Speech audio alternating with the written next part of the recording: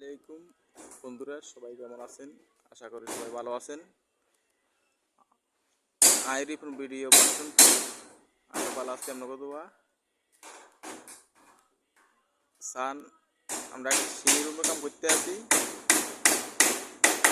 এই সিঁড়ি রুমটা বানাইছে, দুই সাইডে ফিলার দিছে আর দুই সাইডে ফিলার দেয়।